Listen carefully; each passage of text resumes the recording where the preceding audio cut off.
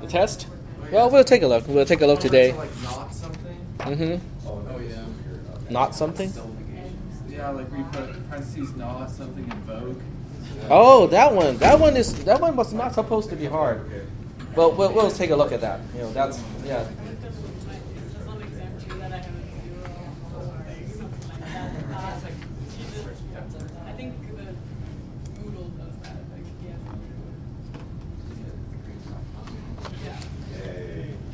All right. Well, I'm going to pass out the roll sheet a little bit late, just so that people have a chance to come in, because I think some people come in, late and they do not remember that there's a roll sheet sometimes. Sometimes. So that's the part that gets people, right? I mean, sometimes. Just when they think I don't take rolls, I take. All right. So let's go ahead and take a look at the test from Tuesday. And I don't know how you guys feel about it. I think I think the technical issues, bother me a little bit, because the computers, really should not be having problems, just saving the file, because a lot of people encounter crashes, but not everyone. That's the other thing, is it's not consistent. Some people did not encounter that problem, and some people encountered the problem, only with some questions too. But anyway, let's go ahead. Do you guys like it, on paper, or do you like it online? Especially with tracing. Okay, so you like it goes faster when everything works right. Well, that's the key, because after this time, next time just right click and save link as, just put it onto your own thumb drive and then open it from your thumb drive. That should solve most of the questions. May not everything, but solve most of the questions. If you have Firefox Portable and OpenOffice Portable, it also helps because you have all the bookmarks with you, and also all the settings, in OpenOffice already configured the way you want it. So that should be helpful as well. But this is a good experience, just so that you can see what happens when you use the lab machines. All right. Well, let's go ahead and answer each one of these questions.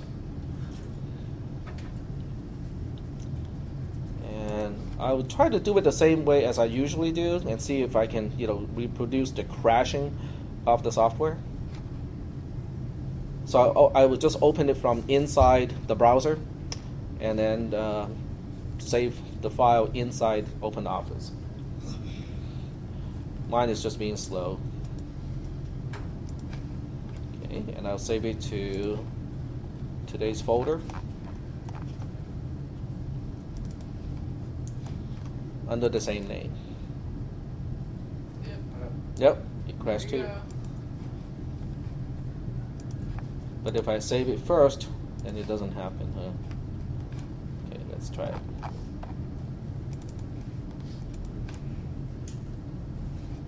Yep, if I save it first and then open it, then it should be no problem.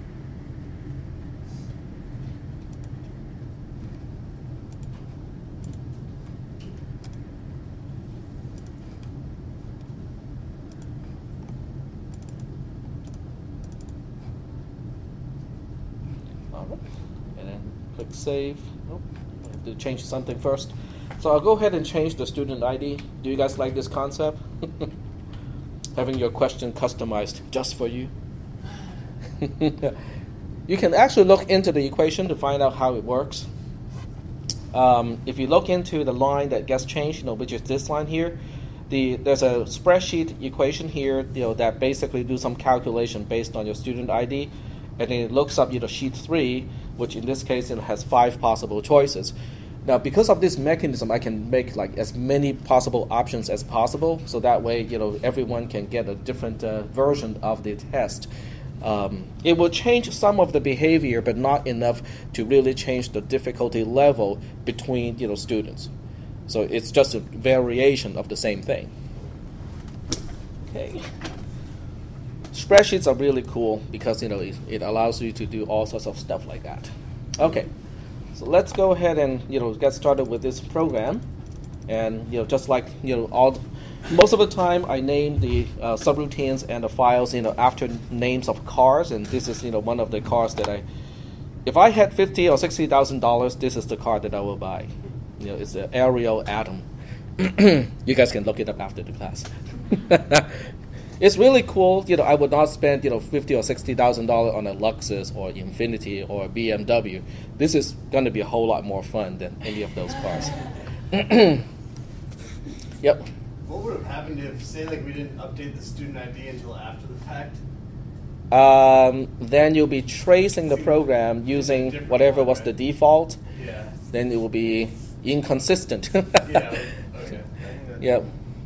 With something like that, would you kind of recognize that? Would that be all right if we did that? I'm not sure that I. Well, you might want to send me a note, just to remind me that you did that. Okay. Yep. Okay. So assuming my student ID is actually 1, 2, 3, 4, 5, 6, this is the version that I get, and this is the program. This is the program that has a problem, and this is the one that I said. If you think the program has a problem, just stop where you think the problem is and explain the problem. Remember that in class? Okay. So let's go ahead and find out. And this is not a unique problem because I do it in pseudocode. Some people do it in actual programs too. Okay, and when they do it in actual programs, we'll go ahead and see what happens when the program runs. Okay, so we'll go ahead and trace it in the second sheet.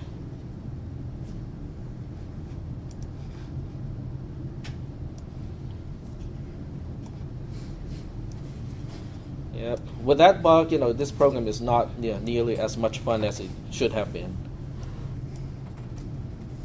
It's supposed to be a little more fun than that. And I can't change the size. Come on. There we go. All right. So we need one column for comments because we do have conditional statements. There's a condition of a conditional statement, and then we have line numbers. But there are no global variables in this case, which is good. Okay. So that means the precondition doesn't have to say anything. If you don't say anything about pre or post, I think I will not take any points off this time, but it is usually good to state the precondition and the post condition so that it is clear what you're given with and what are the results after the program executes. We'll start execution on line 10, which is the only line outside of the definition of a subroutine. We are going to invoke Atom in this case. So that means we need a return info because Atom does have the potential of returning a value.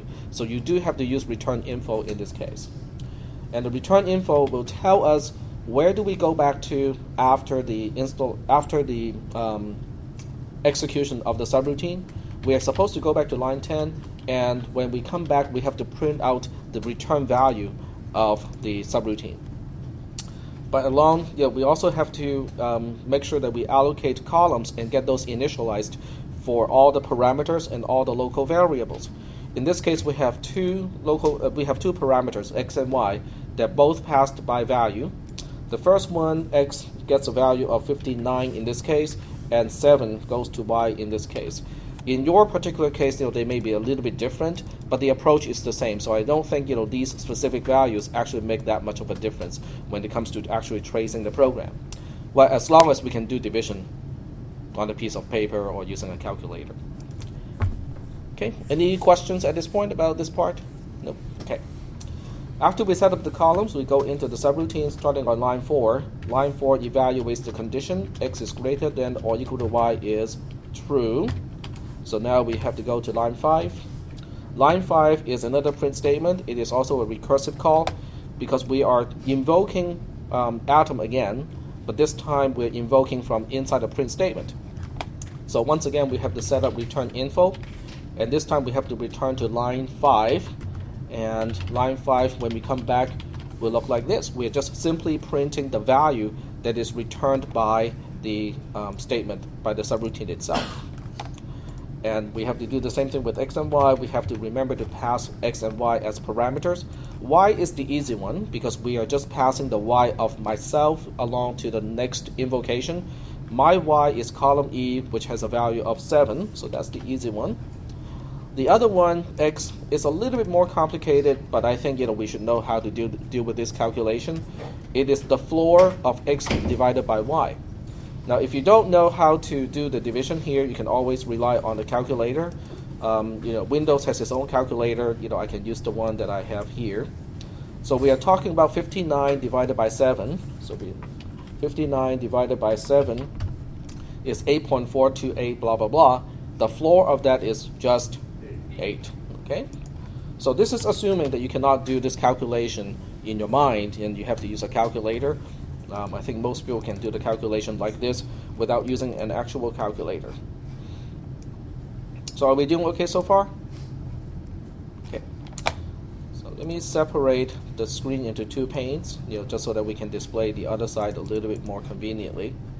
So now we go back to line 4 again, because every time we invoke a subroutine, we have to start from the beginning. And this time we are asking the same question. X is greater than or equal to y is true, because 8 is greater than or equal to 7. So now we move on to line 5 again. Line 5 is invoking the same subroutine. So now we have to use return info.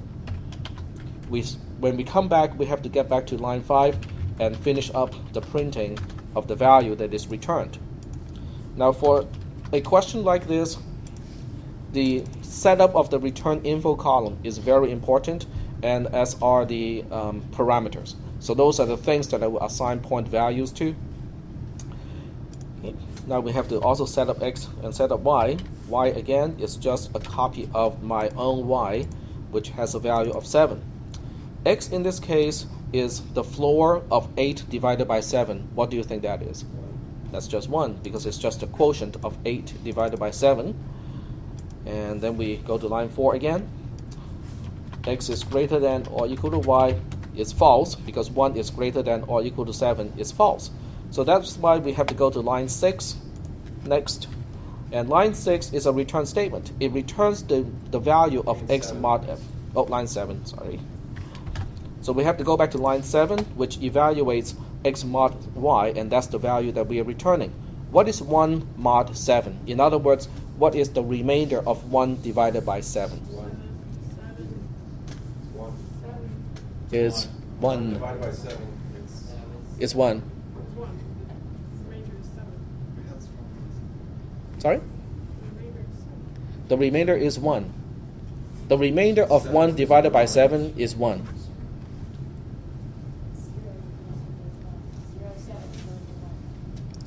If I have 1 candy and I have 7 kids to eat to distribute the candy evenly, then each kid will get what? 0 candies. So that means the quotient is 0.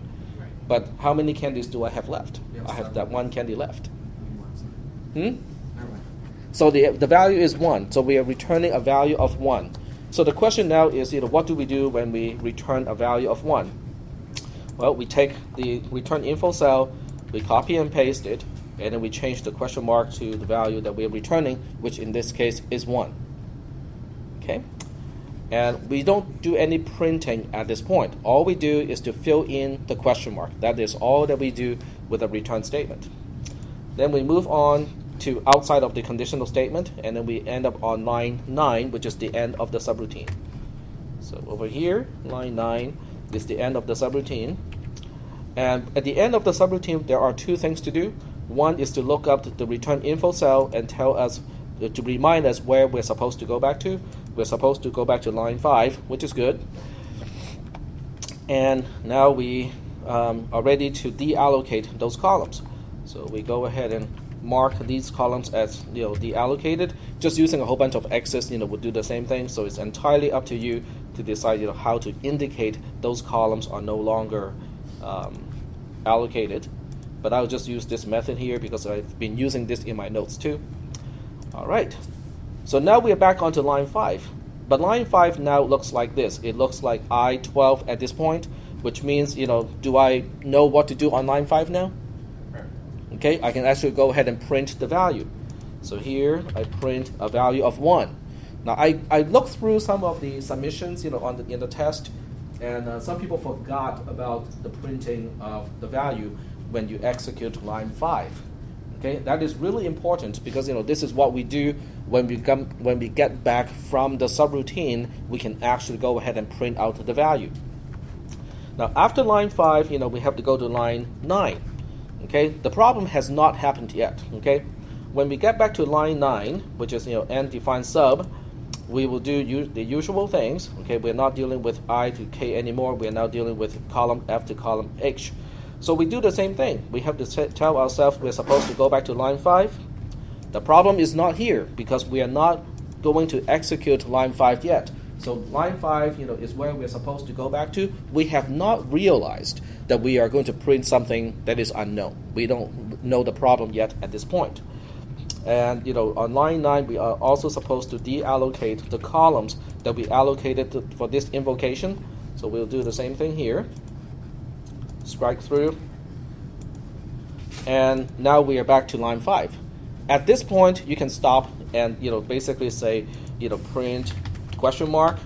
And if you want to, you can stop at this point and you can just say that we don't know what it is supposed to print because the return value was never specified.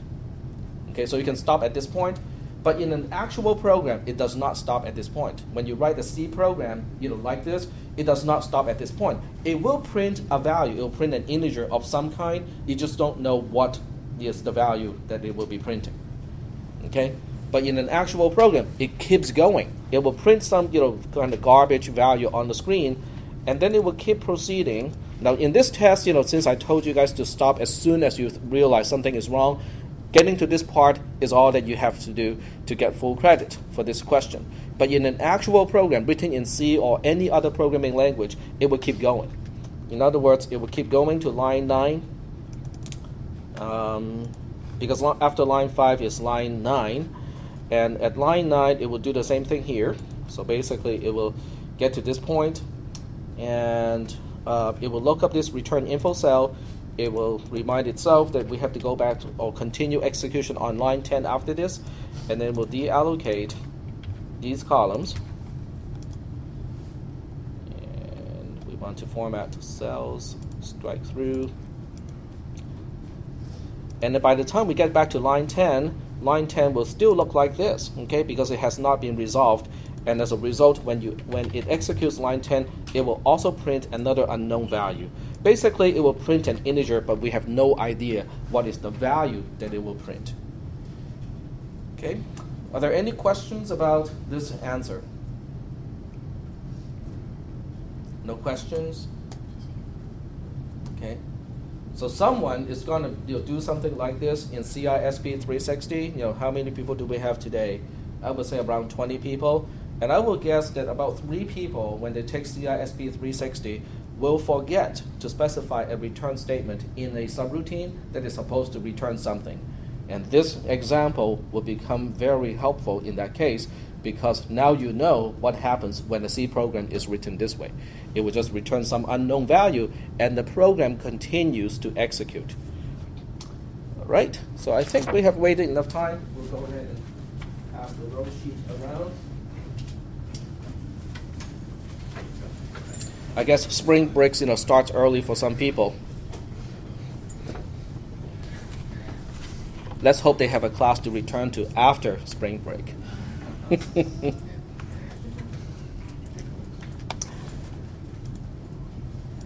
Okay, so I'm saving this. And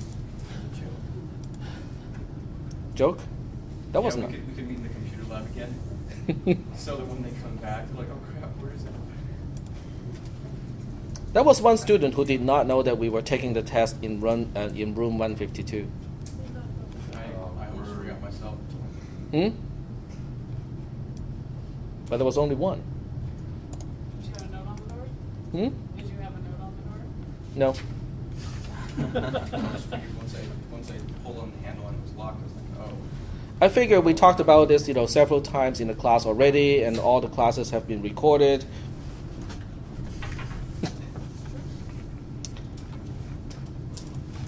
So did they ever figure it out?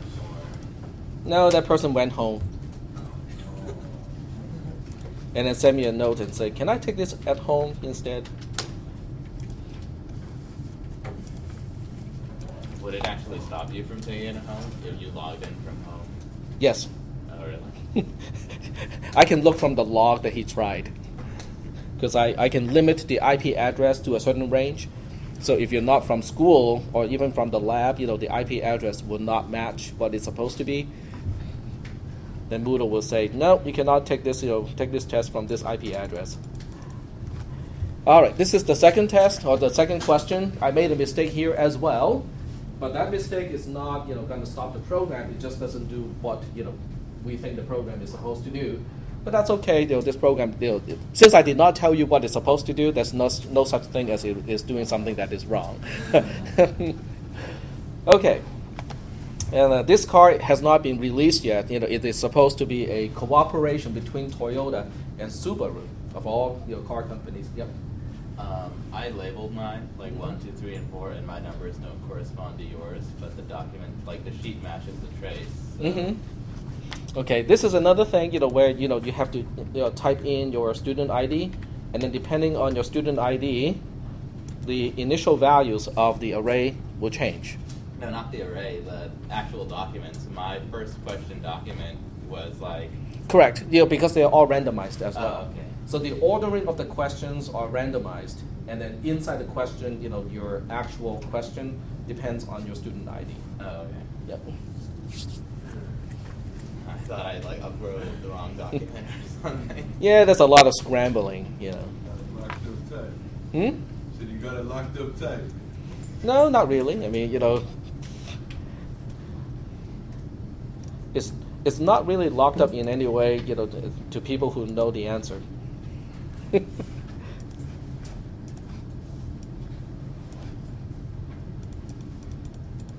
All right. So there we have it.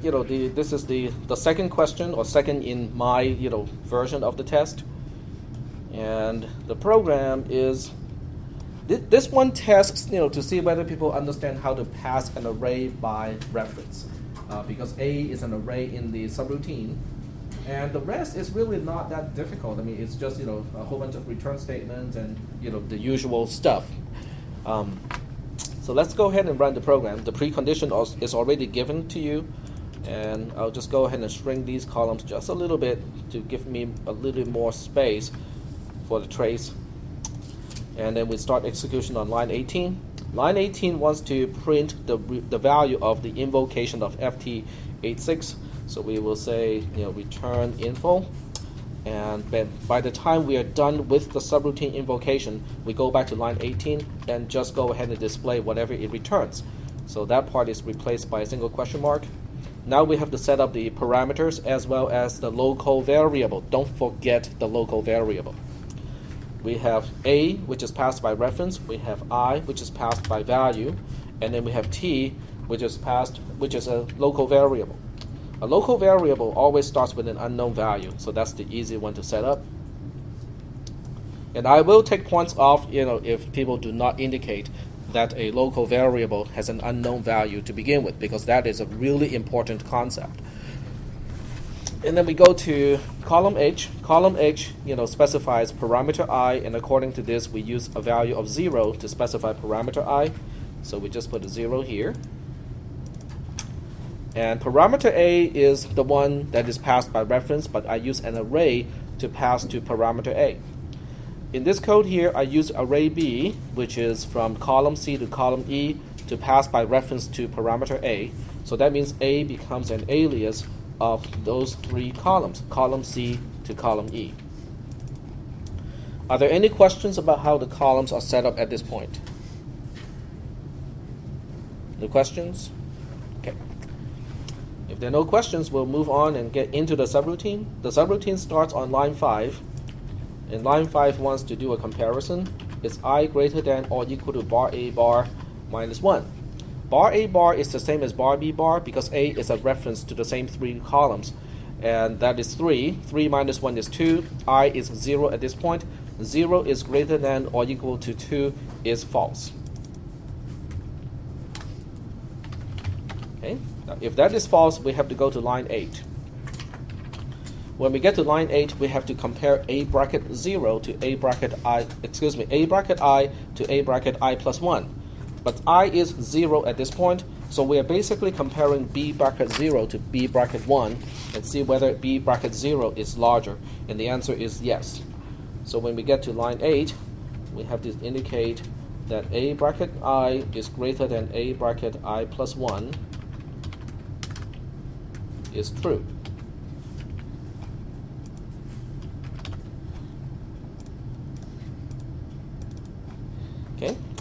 And since that condition is true, we have to go to line 9 next.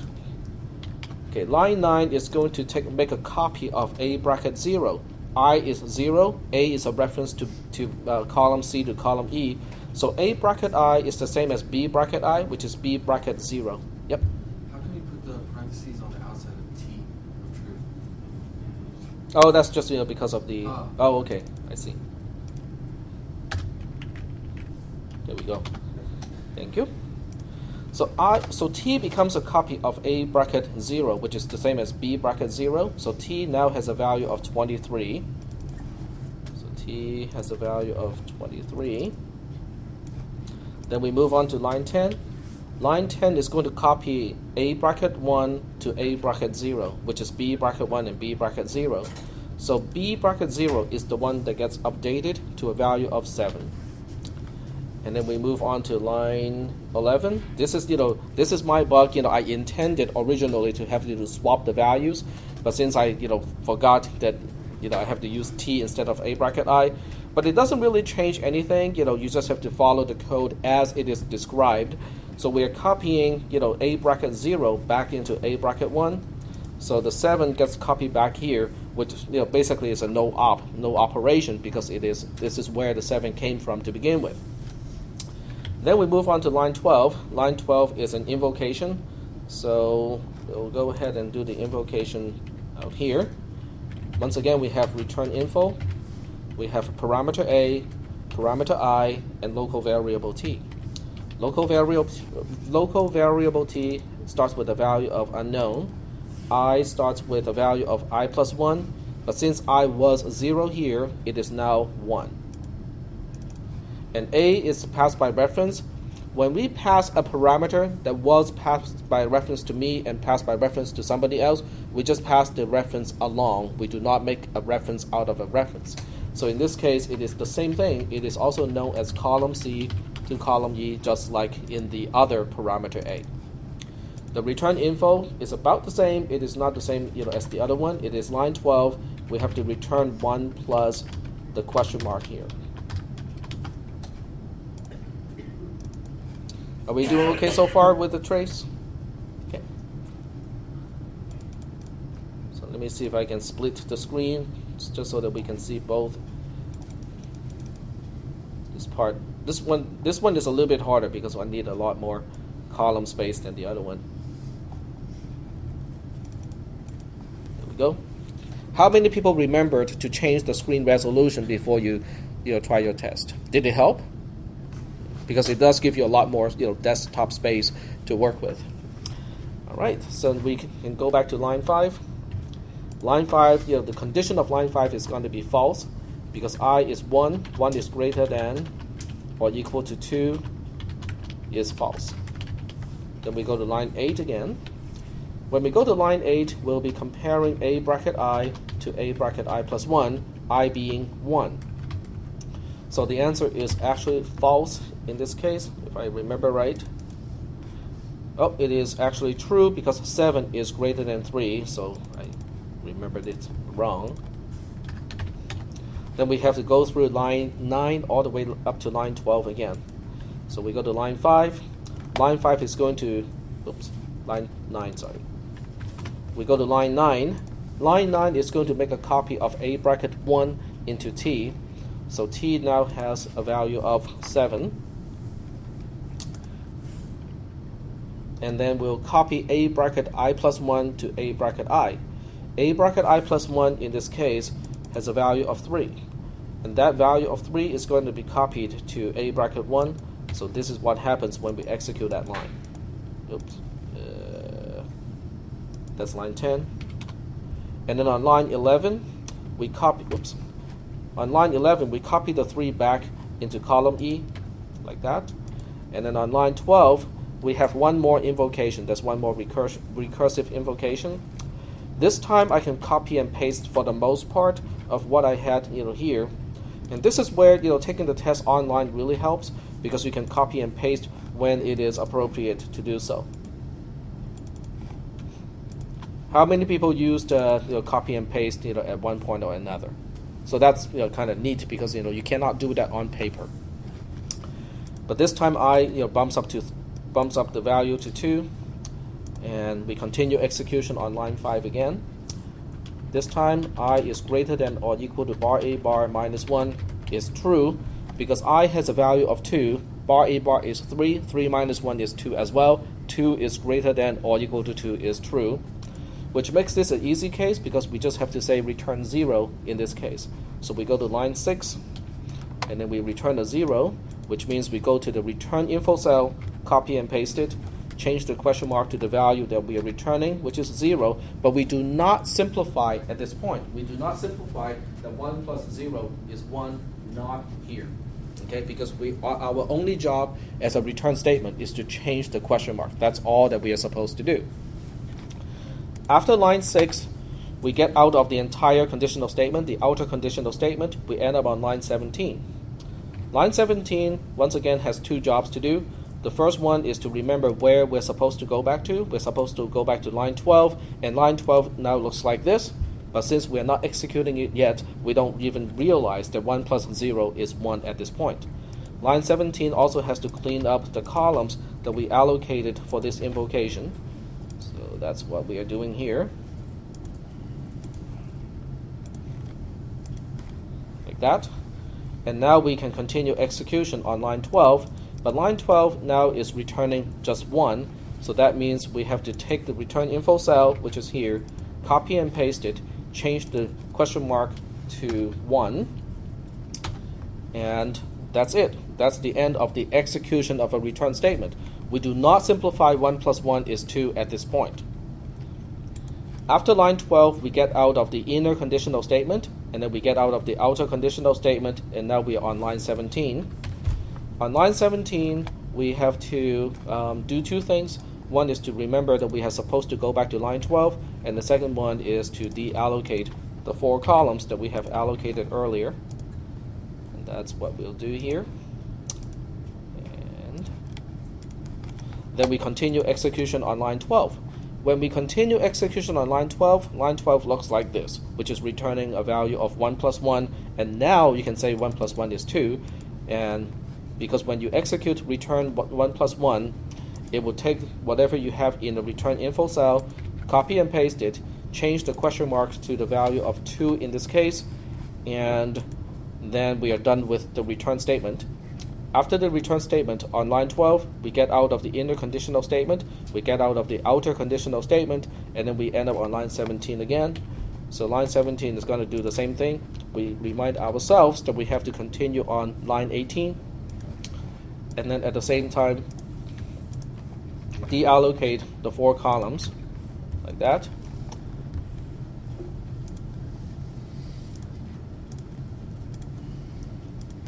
And then when we continue execution on line 18 now looks like this, which means we are going to print a value of 2 when we execute line 18 when we get back to it.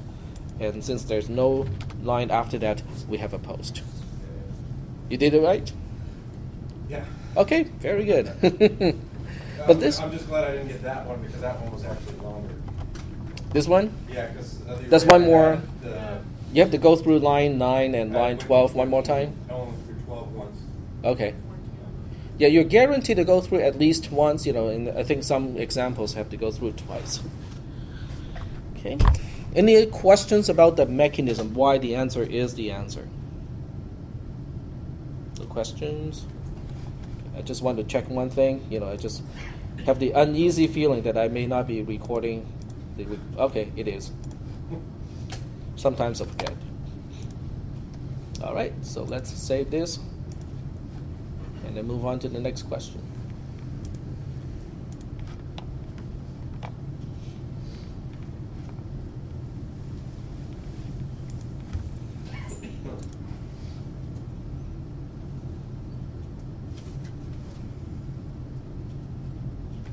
All right, here's question number 3, and this is the STI question. Are you going to give partial credit for some of the questions? They will all get partial credit, but I will assign the partial credit to the points that I think are the most important. Like the allocation and the deallocation of the columns in a proper way, that's important. Passing by reference is important. and utilizing a parameter that is passed by reference, like you changing the array, is also important. So there will be partial credit, but I have to decide, on how the partial credits will be assigned. It will be made clear to the entire class, just like last time, how the partial credits will be assigned. Yep. What does Marks 5 mean? Sorry? Marks 5 on Moodle, what does that mean? Marks 5 points. It's 5 points. 5 points. So that means all questions carry the same amount of points. So some are longer and some are shorter, but in terms of the concept they're testing, the shorter ones may be testing something that's more tricky, so they still have the same amount of points. Okay, so now I have saved the file. I go to Open Office to open it. And I thought I saved it. Maybe I saved it in the wrong place. Or maybe I haven't done it yet. Let's do it again. STI, save. There we go.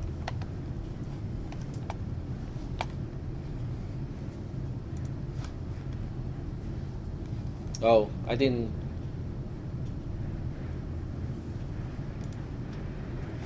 Okay, let's try it.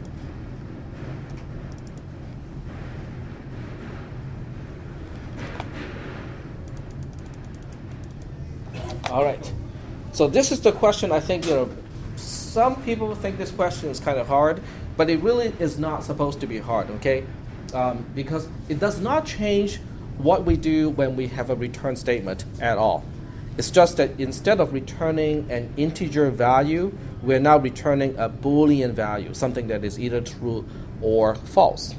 What can you do with a true-false value? Can you use it in a condition, like in a loop? Same thing.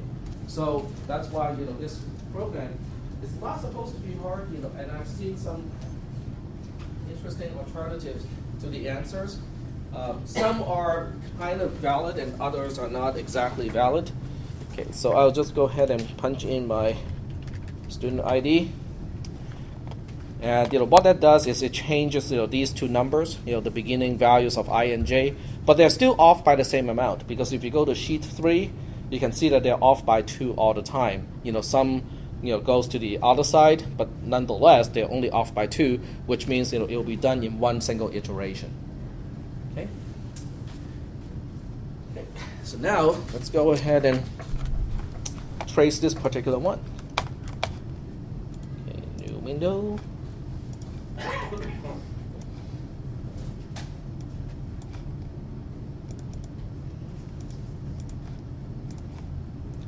All right, we definitely need comments here, and then we have line number. We don't have any global variables in this one either, so the precondition is there's nothing really to say about the precondition. We start execution on line 17, and here we go. This is the one that I had to make changes, midway through the test, and that's why you got an extension of 20 minutes. It's because this question referred to the wrong parameter names. I was using x and y originally, and then I thought, well, maybe I should not make it so confusing that they both have x and y, and I changed the parameter names to I and j, but I forgot to change the references to the parameter names in the subroutine. All right, so line 17 is just going to invoke WRX. Does the subroutine WRX return any value? Does it have any return statements? No, it has no return statements, so that's why return line number will be sufficient. If you want to, you can actually use return info, but the return info will just be post, so that you will still be returning to post when you're done with the subroutine. So that will still be fine, except in this case, return line number is going to do the same trick. Then we have to set up the columns for the parameters. We have parameter I and parameter j. In this case, it's pretty clear that 3 goes to parameter I and 5 goes to parameter j. And that's how we set up the 3 columns. And then we continue execution in the subroutine, which is on line 9. Now line 9 is the one that is interesting now because, well, normally when we evaluate a while statement, we just evaluate and say whether the condition is true or not. Are we ready to do that at this point? No, because what we are evaluating is the invocation of a subroutine. So you have to invoke first. So there's really nothing to say on the comments part at this point. Instead, what you need to do on line 9 is to invoke the subroutine called STI. Now, does STI return a value? STI does return a value, so that means you have to say return info in this case. Now, the job or the difference between a return line number and a return info is return line number just tells you which line you're supposed to go back to, and you start from the beginning of that line. Return info tells you which line you're supposed to go back to, but it also tells you what else you have to do on that line once the subroutine is done. So in this case, we have to go back to line 9 because certain things on line 9 is not done yet. Which part is not done? The rest of the line. So the not and the while are basically not done. And that's why the return info cell should be set up like this. Now, is this any different from our discussion of using, a invoke inside another type of context? The mechanism is exactly the same. It's just that we normally or usually use a print or a return or an assignment statement. This time we have, a while statement. But it does not change the mechanism at all of, invoking a subroutine as a part of another type of statement. But when we invoke STI, we also have to supply or allocate the columns, which in this case is just x and y. We are passing I to x, we are passing j to y. I has a value of 3, j has a value of 5, and that's what we are passing to those parameters. Once we pass the parameters, we are ready to go into the subroutine. We're ready to go into subroutine STI, which starts on line 4. That's the only line that does anything useful in the subroutine called STI. It returns x equals y. What exactly is x equals y? It's a Boolean, okay? It is checking to see whether x has the same value as y.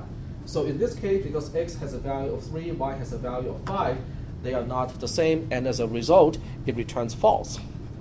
And what do we do when we return a value? We take the return info cell, we copy and paste it, and then we change the question mark to whatever it is returning.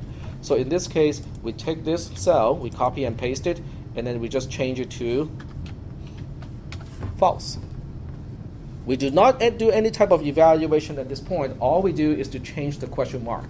Okay, we don't evaluate not false is true, not at this point.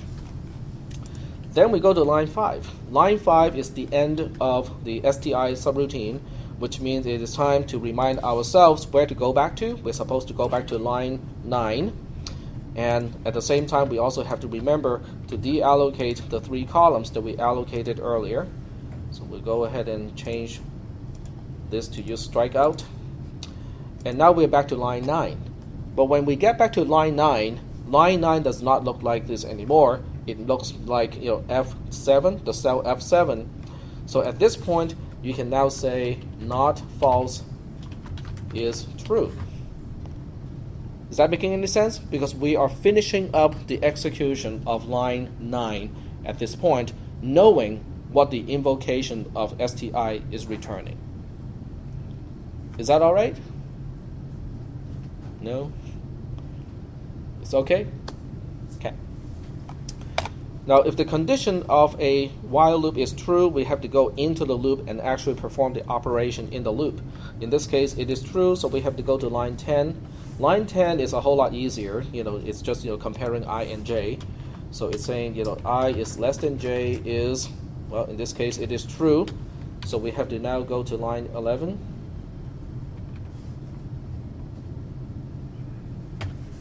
When we go to line 11, we are adding 1 to I. I goes from 3 to 4. And then we get out of the conditional statement, and then we go back to the beginning, which is line 9. And line 9 is going to invoke the subroutine again, because when we get back to line 9, we don't know whether it is true or not. We have to invoke the subroutine first. So we have to set up the columns pretty much the same way as last time, except this time, I is incremented to 4, so x as a parameter also has a value of 4. But the rest is about the same, because when you get into the subroutine, we have to execute line 4. Line 4 is checking whether x equals y or not. X does not equal to y, so we have to return a value of false, which means we change the question mark to false again. And then we go to line 5. Line 5 reminds us that we have to continue on to line 9 and also deallocate the 3 columns. So this goes on, for yet another iteration. When we get back to line 9, we can now actually go ahead and say what line 9 is going to say, because line 9 now looks like this. Then we can say not true, not false is true. We go into the loop one more time. We go to line 10. I is less than j is true because I is 4 and j is 5. And then we go to line 11. We bump up the value of I from 4 to 5. We go back to the beginning of the loop, which is on line 9. And then we do this one more time. Except this time, x has a value of 5 because it is really just a copy of I. We go to line 4. Line 4 is returning x equals y. X and y this time are in fact the same. So the question mark is replaced by a value of true because we are returning true. Then we go to line 5. We remind ourselves that we have to continue on line 9. And then we deallocate the 3 columns and continue on line 9. When we continue on line 9, it looks like this. Then we have to say not true is false. When the condition of a while loop is false, you get out of the loop. So this is when you get out of the loop here. To line 16. On line 16, this is the end of the entire subroutine. So it's time to remind ourselves that we have to continue on to post and deallocate the 3 columns that we allocated earlier. Go to format and then change it to strike through. And that's it. That's the end of the trace. Are there any questions about this one? Yep. Well, now that you were explaining it, it made a lot of sense, but like the first iteration, the equals, I understood it was Boolean, but I didn't put it as true and false. What did you put in? Did you put in 3 equals I 5? 5 equals, not 5 equals 3. Okay. Which, but it is true. I still treated it correctly, but I didn't actually say it was false. You will get some minor points deducted because you still illustrated that you understand the concept of replacing the question mark with the result of the expression, but the result of the expression should be fully evaluated. In other words, it's not 3 equals 5. It should be just false. Okay. So that is still a little bit incorrect, because the computer does return just a value of false. So there will be minor point deduction because of that. But not a whole lot, not really that much. Okay. Because you got most of the concepts right, it's just not 100% yet. Right. Yeah. Any other questions about this one? What's STI? STI is a variant of the WRX, which is a variant of the Impressor of Subaru. It's a rally car. It's modeled after an actual rally car, which is apparently not very popular in the United States. Rally racing? No. It's not that popular, but it's cool. I like it. You like it? A little bit, yeah. It's very big in Europe and also in Asia. They just have these souped up all-wheel drive cars going through dirt and going up, bouncing around. Sometimes when they get to the destination, a door will be missing, or 2 doors or 4 doors will be missing. The hood will be missing. The trunk lid will be missing. And people get killed constantly too, because they fall off cliffs and other things happens. But no, we like NASCARs. Left turn, more left turn, more left turn. And Formula Ones are very interesting too. Formula One has circuits around all the different cities in the world. I remember Macau, which is a colony, a previous colony of Portuguese. They have Formula One. The circuits go there too. For some races, and they have hairpin turns. in Macau, because they just use the streets, they just block off the streets, for the race.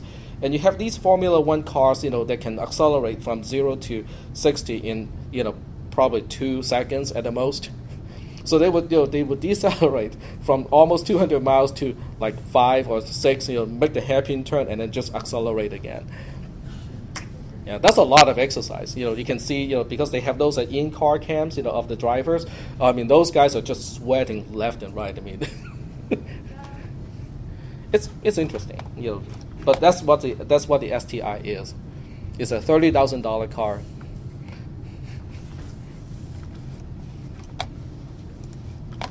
Used to be a close competitor of the Mitsubishi Evolution. But that's not true anymore, unfortunately. At least according to Initial D.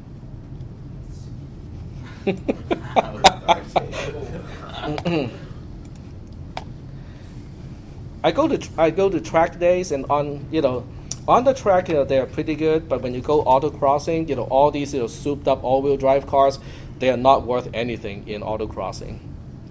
Because they have all these, computer-controlled, basically torque control.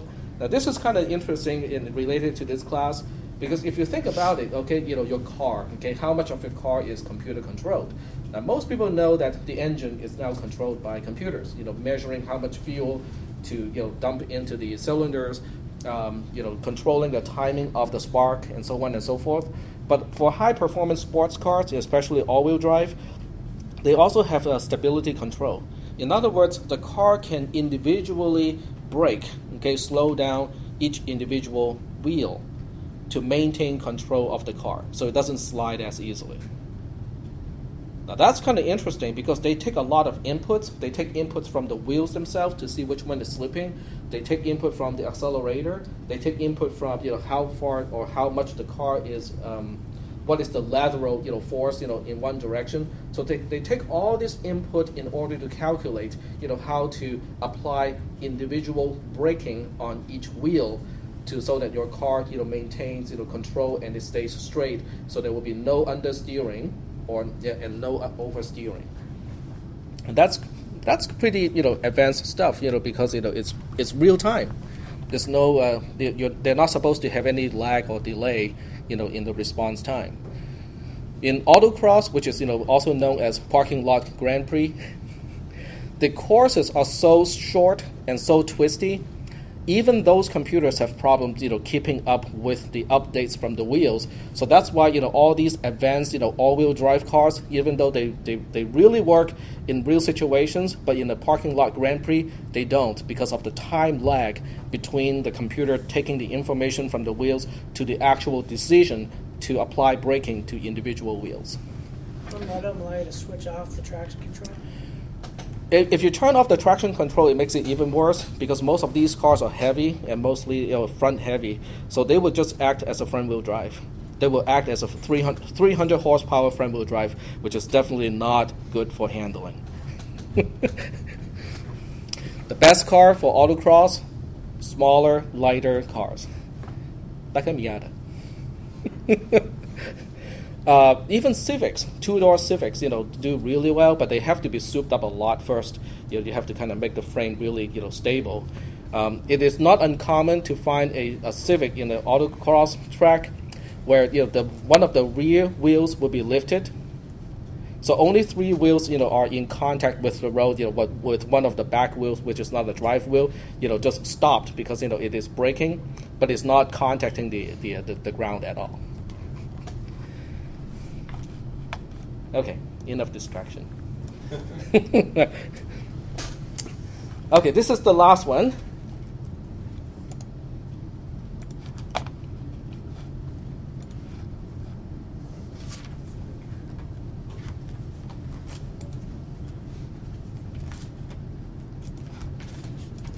And let's see, did I save it to the right place? Yep, I did. All right, this one is really just testing whether people understand how to pass parameters in all 4 different types of situations. by value to by value, by value to by reference to by value, and by reference to by reference. And so the trace may look a little bit long, but it's not really that complicated. So here's the code, and we'll go ahead and trace it. 1, 2, 3, 4, 5, 6, 7. And for this one, all that changes is what you pass to parameter x and parameter y. Well, just parameter x because y is always I. Right?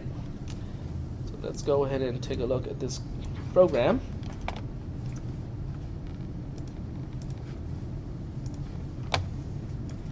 And track it down. This one does not have recursion, which makes it kind of easy in terms of the allocation and deallocation of columns, because it doesn't need to allocate and deallocate all the way to the right hand side. We don't have any conditions to evaluate. There's nothing to print, so we can start with line number directly. There are no global variables either. So the precondition, there's nothing to say about the precondition. On line 21, we invoke the subroutine called stub. And stub is over here. Stub doesn't really do much. All it does is it needs a return line number. And the return line number is post. It has a local variable called I. And I, as a local variable, always has to start with an unknown value. And then we go into the subroutine on line 18. Oops. It's the wrong window.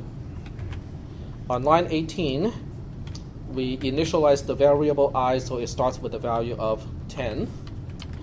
On line 19, we invoke the subroutine called EK. And EK is over here. When we invoke EK, we have to indicate return line number because it does not have a return statement. And then we also have three other things to set up. We have parameter x, parameter y, and its own local variable I. So we do have two local variable i's in this case. I as a local variable starts with an unknown value.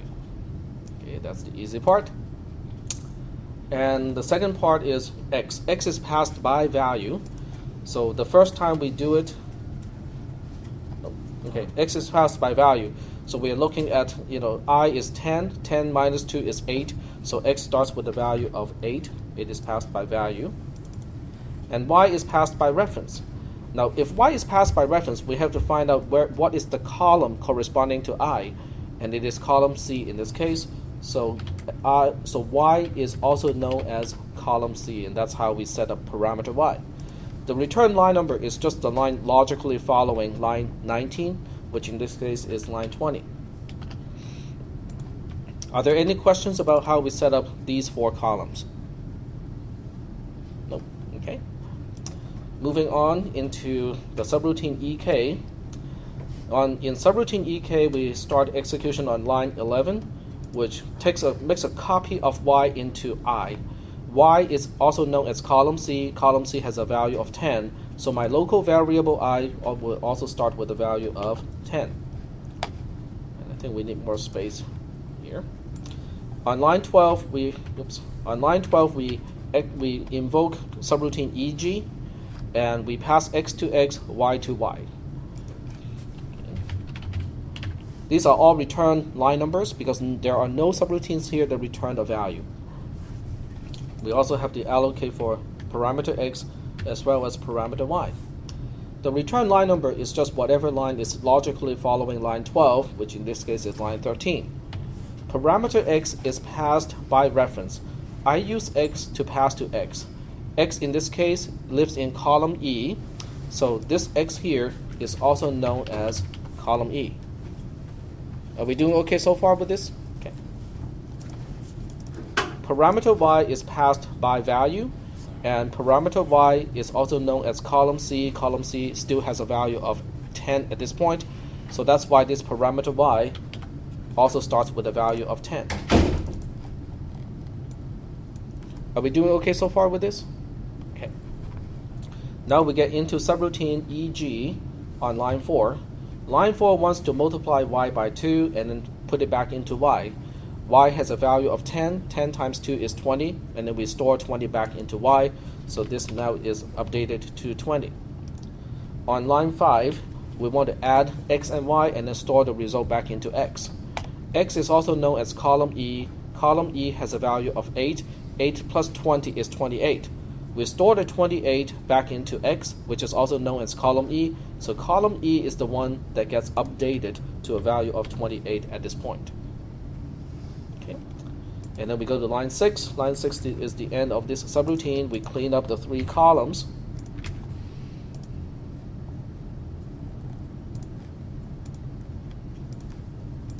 There we go. And then we continue execution based on the return line number, which is line 13. Line 13 is invoking EG again, but this time we are using Y to pass to X and I to pass to Y. But we still have to set up the same columns. The same 3 columns will be reused.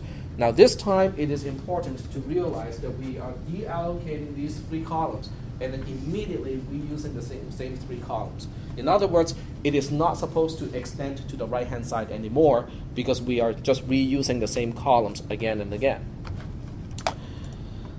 The return line number is whatever line that is logically following line 13, which is line 14.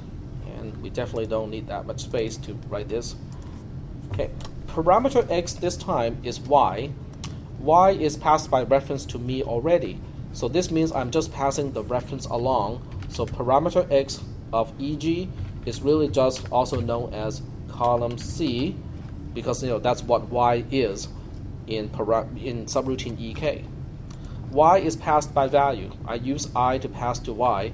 I has a value of 10, so Y also has a value of 10. Because passing by value means you're making a copy of the original item so that the parameter becomes a clone of the original. Then we go into the subroutine starting on line 4. We double the value of Y, put it back into Y. So Y once again ends up with a value of 20. Then we go to line 5. Line 5 adds X and Y. X is also known as column C. Column C now has a value of 10. Y has a value of 20. We add them up, becomes 30. We put the 30 back into X. X is also known as column C. So column C is the one that is now updated to a value of 30. Are we doing okay so far with this? It's really just tracking down the passing by reference in this case. Then we go to line 6. Line 6 means we have to look up the return line number. We continue execution on line 14, and then we deallocate these 3 columns. There we go. Now we are on line 14. Line 14 is invoking EG yet again, but this time I use I, which is a local variable, to pass by reference to X. I use X, which is passed by value to me, to pass by value to Y. So now we have to set up the same 3 columns again. Control C, Control V. The return line number is 15 in this case. Parameter X, I use I to specify parameter X, which is passed by reference. I, in this case, is column G. So X is also known as column G. Y, on the other hand, is passed by X. X is passed by value to me. It now has a value of 28. So this Y is now 28. Then we go into the subroutine starting on line 4. Line 4 is really just doubling the value of Y, which is a parameter passed by value. 2 times 28 is 56. We put 56 back here. On line 5, we add X and Y and then put the result back into X. X is also known as column G. Column G has a value of 10. 10 plus 56 is 66. We store the 66 back into column G, so column G is now updated to a value of 66. Then we are done with this. We go to line 6. We continue execution on line 15 and deallocate the 4 columns. Okay. On line 15, we are also at the end of the subroutine called EK. So now it is time to deallocate the 4 columns to be allocated for this invocation. Like so. And look it up. We're supposed to go back to line 20. So here we are on line 20. Line 20 is also the end of a subroutine. So now we have to clean up after that subroutine as well, or that invocation.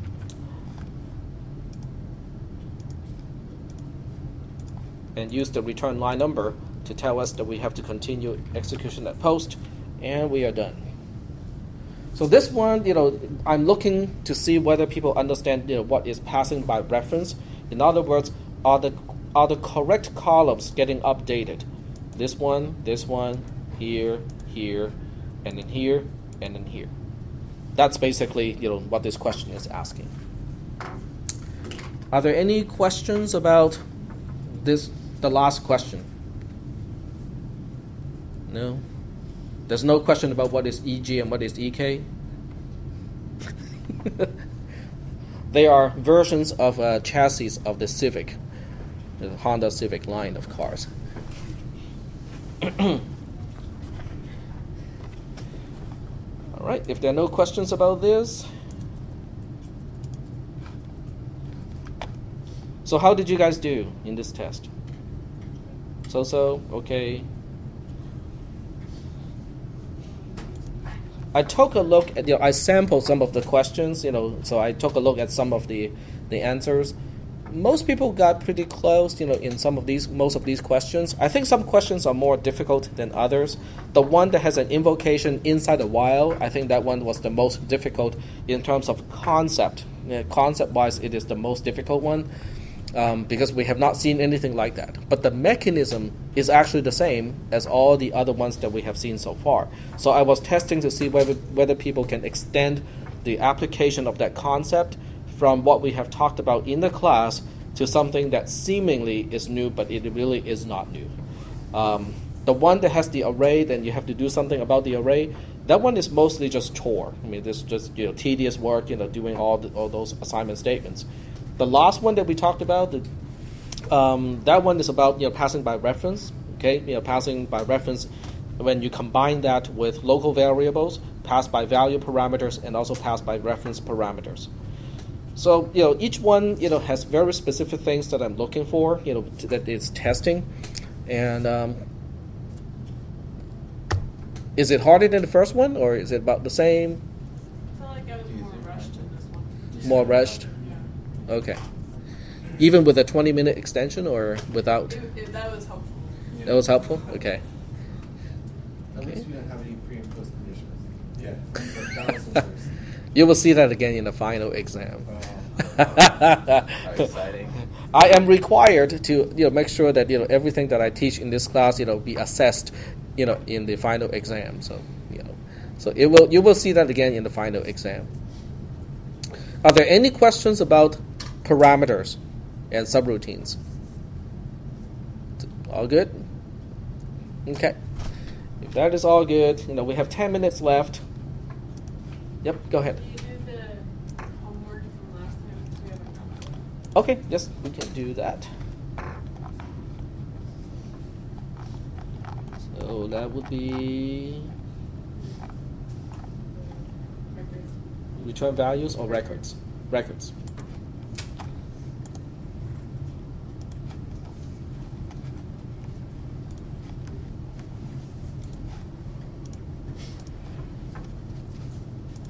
When do you think we'll get our scores back for the exam?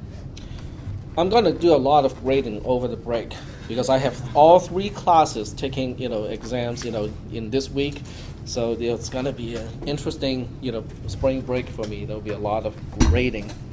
I have an exam tonight, and the students have been worrying for a few weeks now. So in that class, it's assembly language programming, and and that one is also done in the lab, but they have actual programs to make it work. So basically, what I did was I wrote programs to do specific things, and then I intentionally messed them up.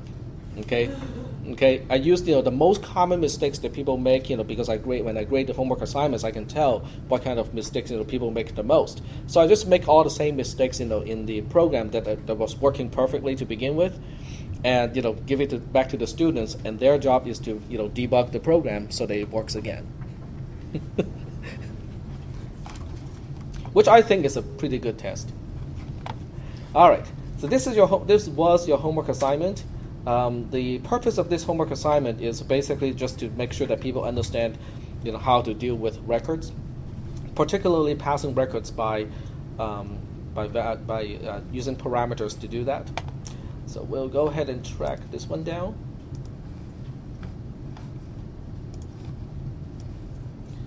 And also remember, the name record is only used in this class because it's a conventional name, using Pascal.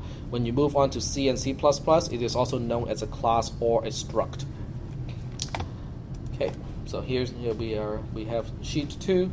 We don't have any, we have print statements, so we do need one column for comments, and then we have line number. The main program does not have any global variables, so there's nothing to say about the precondition. And then we invoke on line 21. We invoke stub. Stub doesn't do anything really. All it does is to give me, the local variable that I can use for other things. And it has only one local variable, which is a for angle. So a is an angle. Now the question is, what am I supposed to allocate? How many columns should I allocate for a as a local variable? Two. A is an angle. It has 2 components, so 2 columns. Very good. The first column has the name of the component is degree for the first one, and then for the second one it is minute. So these columns, ideally speaking, should be merged, because they are the same. They are both local variable a. But since it is a local variable, both of these will start with an unknown value. Then we continue on to the first line inside the subroutine, which is line 13. Line 13 is going to initialize the angle, and I'm just using a to pass to x, and 1.785 to pass to r. So now we have to set up the columns. Init angle, which is here, does not return a value, so once again we can use just return line number. The return line number is going to be line 14, which is the line logically following line 13. And then we have the 2 parameters. The first parameter is parameter x, which is passed by reference. And in this case, it is also known as column D to column E, because A as a record is taking up 2 columns. The second parameter, which is y, is just passed by value. In this case, the value is 1.785, just like that. Are there any questions at this point? It's R, no R. Oh, it's R? Okay. R for radius. Okay. All right, so now that we have this part done, we can go into the subroutine. And let's split the screen.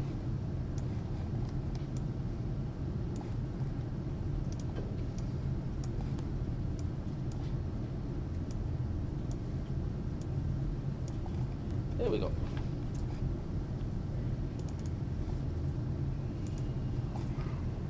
Okay, now we go into the subroutine called init angle, or to initialize an angle.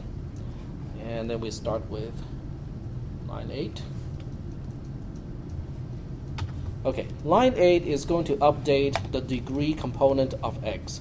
But we don't have to worry about that part until we have figured out this calculation here. Most of you probably use a calculator, but there's actually a calculator built into the spreadsheet already, so that makes it a little bit easier to deal with. So basically, we have to update which column. Let me make this a little bit wider so you can see the columns too. Which column am I supposed to update on line 8? D. We're supposed to update column D, which is the degree component of x, but since x is an alias of column D to column E, out of these 2 columns, only column D has the name of degree. So to do the calculation, I'm just going to use the built-in function of a spreadsheet to do it. So it also has a floor function, and the number is R. In this case, is this cell here divided by 2 times 3.14. 3.14 is 1 pi radian, and 1 full revolution has 2 radians, or 2 pi radians. So we divide that, and then we multiply that by 60. Double check. Yep, by 360 degrees. And that's the calculation. Yeah, it wants me to input the significance. Is that right? I don't think that's what I got. Yeah, I think that's right. Okay. So that's line 8, and then line 9 is going to do the calculation, but this time we also have to finish up the rest of the calculation. So, but this time we're updating column E. Hmm? 0 doesn't look right. 0 doesn't look right?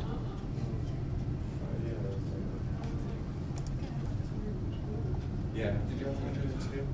I think you put a comma and not a. Yeah, probably the mode or the significance. The number to which multiple, the number to whose multiple the value is to be rounded down. There's another way you can do it. Yeah, there we go. Okay, so now we can do the same thing to minute. It is the floor of R, which is this number, divided by 2 times pi, times 360 times 60, and then this, and then we have to use the mod on top of this. So we'll go back and change the equation to include mod. We're supposed to mod it with 60. Like that. 19? That's right. Yep. So that's line 9. So this is basically the key of this homework assignment is, do we know how to access individual components of a record when it is passed by reference? And then we go to line 10. Line 10 is the end of this subroutine.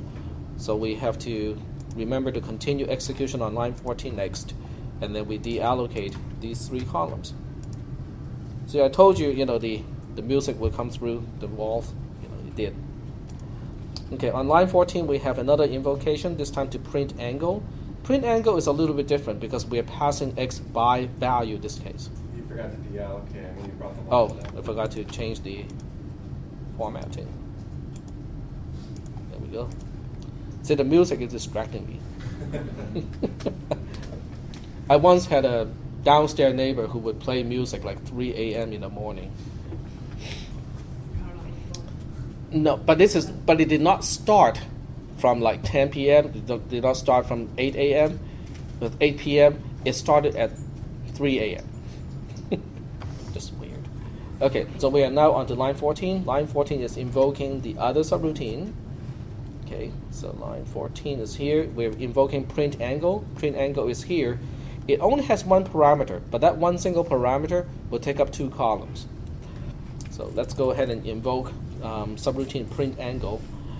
We still need a return line number so that we know that we are supposed to go back to line 15 after this. And then we have to allocate for parameter x in this case. But parameter x is passed by value, and it is of the type angle. So x being a parameter of the angle type will also have degree and minute. It takes up 2 columns. That one single parameter will take up 2 columns. It is supposed to be a copy of whatever I used to pass to it. In other words, it is supposed to be a copy of parameter A of stub. Parameter A of or local variable A of stub is this thing here. So that means this parameter also has 102 as the degree and 19 as the minute. Okay. In other words, we're using the same concept as passing by value that we have been using since the beginning, except in this case it applies to passing by value an entire record. It's just a copy of the original item. After this, we can continue execution from inside the subroutine, starting with line 18. On line 18, we are just printing out the degree portion, which is 102. So the print statement will just print 102. On line 19, we print out the other portion, which is just printing out 19 here. On line 20, we're at the end of the subroutine. We have to remind ourselves where to go back to, which is line 15. And then we have to deallocate the 3 columns that we have allocated. So we copy and paste here. And then change everything to strike through. That. And oops, do it onto the wrong line. Right there. So now we continue execution on line 15, which is also the end of a subroutine, but this time it is the end of the stub subroutine. So that means we have to copy and paste this portion and remind ourselves that we have to go back to post and then change this to strike through. Like so. And we're done. Okay. Are there any questions about this one? In other words, does everybody understand how to extend the concepts of passing by reference and passing by value from what we usually do, which is integers and arrays, and this time extend it to the concept of records? Okay, that's all. So I won't give you guys homework assignments over the break. Okay, which is a good thing and a bad thing, because this means by the time we come back, no one is going to remember anything. So have a nice break, and then we'll finish up the class after the break.